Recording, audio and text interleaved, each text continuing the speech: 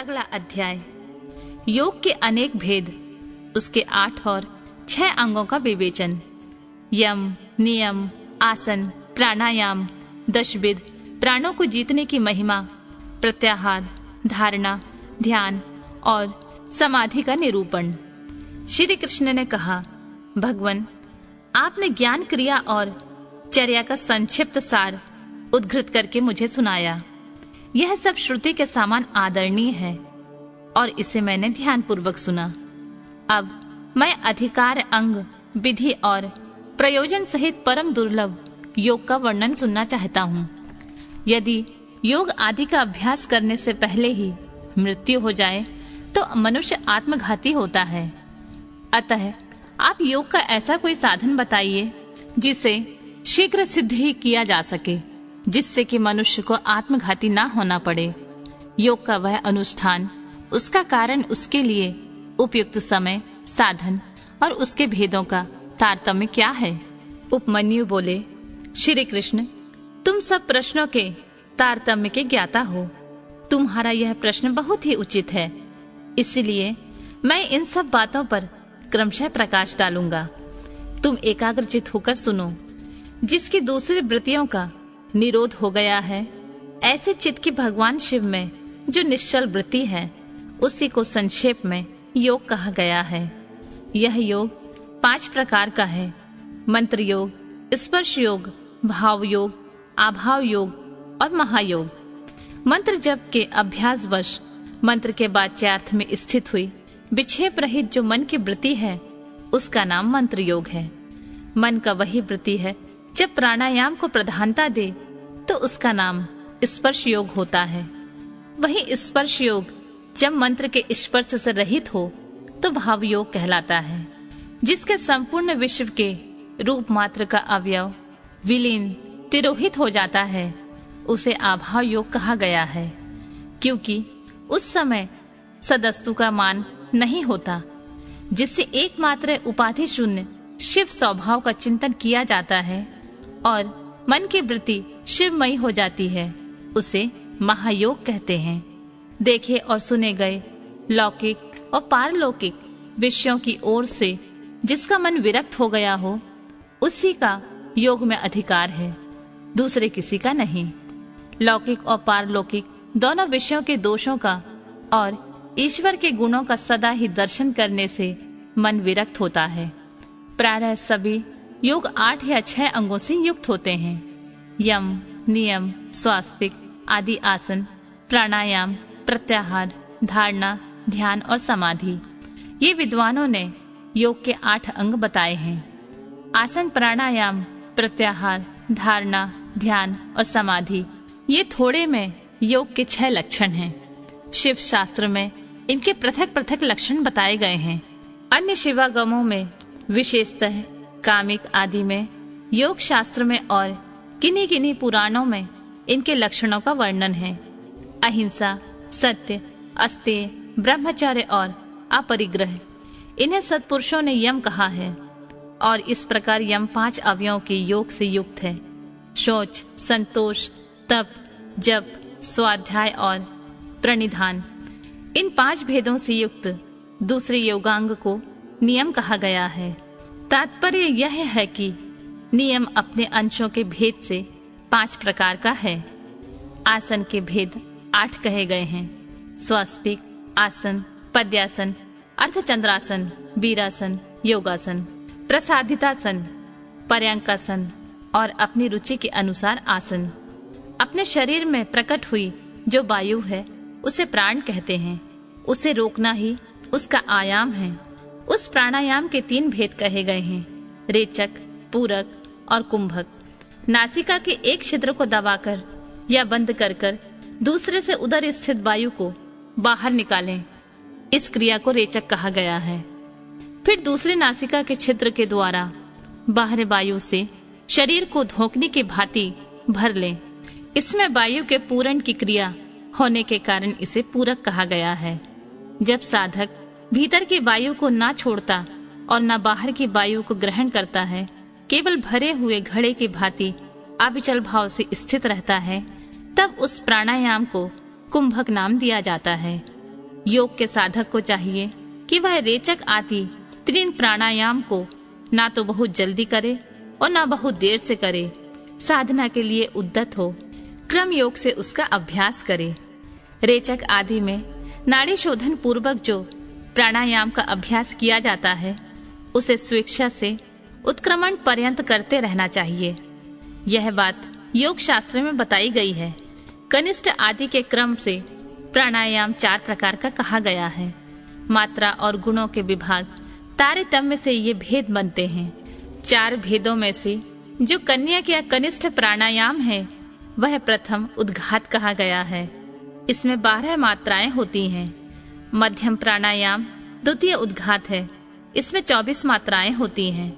उत्तम श्रेणी का प्राणायाम तृतीय उद्घात है। इसमें 36 मात्राएं होती हैं। उससे भी श्रेष्ठ जो सर्वोत्कृष्ट चतुर्थ प्राणायाम है वह शरीर में स्वेद और कंप आदि का जनक होता है। योगी के अंदर आनंद जनित रोमांच नेत्रों से अश्रुपात, जल्प, भ्रांति और मूर्छा आदि के भाव प्रकट होते हैं। घुटने के चारों ओर प्रदक्षिण क्रम से न बहुत जल्दी और न बहुत धीरे धीरे चुटकी बजाएं।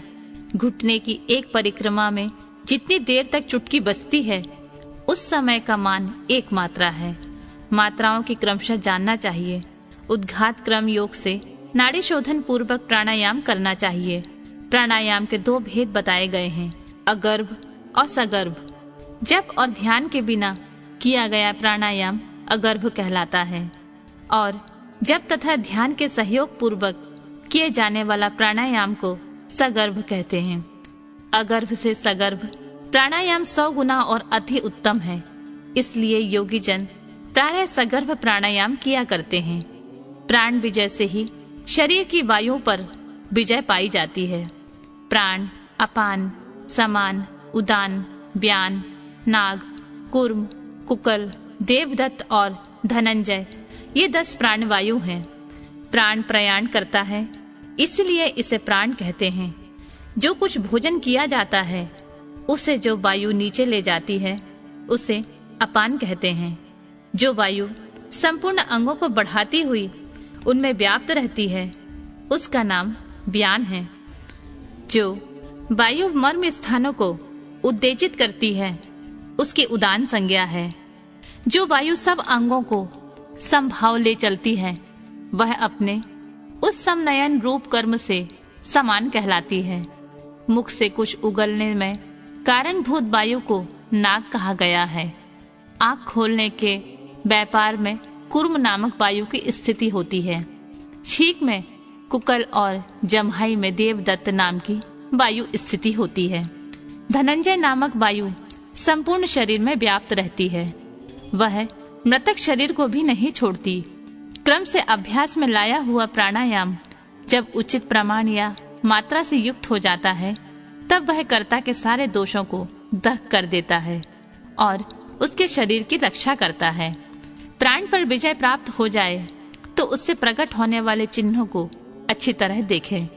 पहली बात तो यह होती है कि विष्टा मूत्र और कफ की मात्रा घटने लगती है। अधिक भोजन करने की शक्ति हो जाती है और विलंब से सांस चलती है। शरीर में हल्कापन आता है। शीघ्र चलने की शक्ति प्रकट होती है।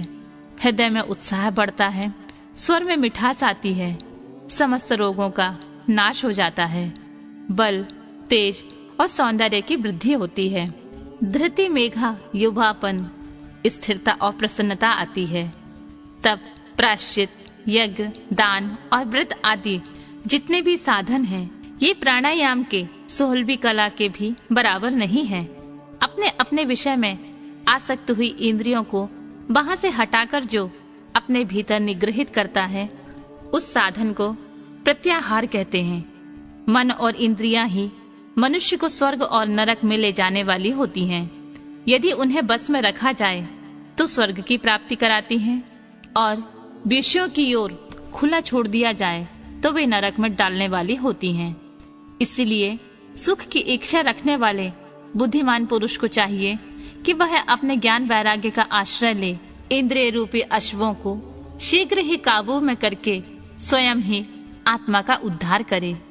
चित्त को किसी स्थान विशेष में बांधना, किसी ध्येय विशेष में स्थिर करना, यदि संक्षेप से धारणा का स्वरूप है, एकमात्र से भी स्थान है, दूसरा नहीं, क्योंकि दूसरे स्थान में त्रिविध दोष विद्यमान है। किसी नियंत्रित काल तक स्थान स्वरूप शिव में स्थापित हुआ मन जब लक्ष्य से युक्त ना हो तो धारणा की सिद्धि समझनी चाहिए, अन्यथा नहीं। मन पहले धारणा से ही स्थित होता है, इसलिए धारणा के अभ्यास को मन में धीर बनाएं।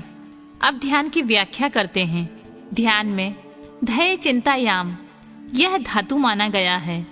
इसी धातु से युट प्रत्यय करने पर ध्यान की सिद्धि होती है।